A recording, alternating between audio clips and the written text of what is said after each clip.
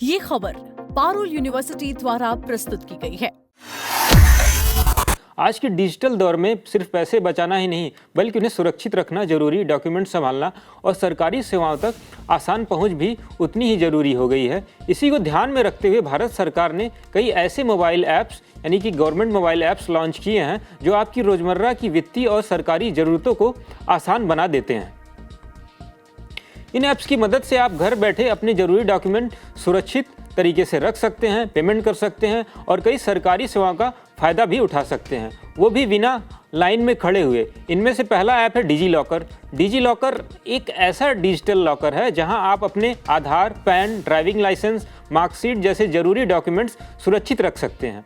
ये डॉक्यूमेंट्स कानूनी रूप से मान्य भी होते हैं, जिससे फिजिकल कॉपी रखने की ज़रूरत आपको बिल्कुल ही नहीं पड़ती। दूसरा ऐप है उमंग ऐप। उमंग ऐप को वन स्टॉप सॉल्यूशन कहा जा सकता है। इसमें EPFO, pension, gas booking, bill payment जैसी सैकड़ों सेवाएं मिलती हैं। एक ही ऐप से केंद्र और राज्य सरकार की कई सुविधाओं तक पहुंच भी मिल जाती है। इसके अलावा तीसरा ऐप है भीम।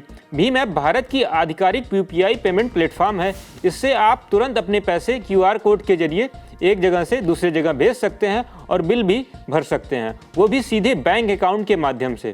इसके अलावा माई आधार ऐप है। माई आधार ऐप की मदद से आप अपना आधार डिजिटल रूप से अपने साथ रख सकते हैं। इसमें वर्चुअल आईडी बनाना, बायोमेट्रिक लॉक अनलॉक करना और ज़रूरत पड़ने पर सुरक्षित तरीके से जानकारी शेयर करना भी आसान हो जाता है।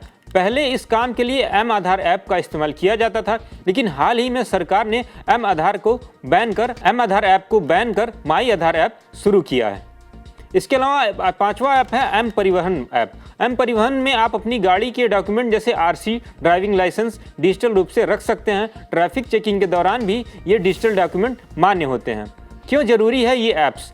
इन सरकारी ऐप्स का इस्तेमाल करने से न सिर्फ आपका समय बचता है बल्कि धोखाधड़ी का खतरा भी कम हो जाता है। साथ ही बार बार सरकारी दफ्तर जाने की जरूरत नहीं पड़ती और आपकी सभी जरूरी जानकारी एक जगह सुरक्षित डिजिटल प्लेटफॉर्म पर रहती है।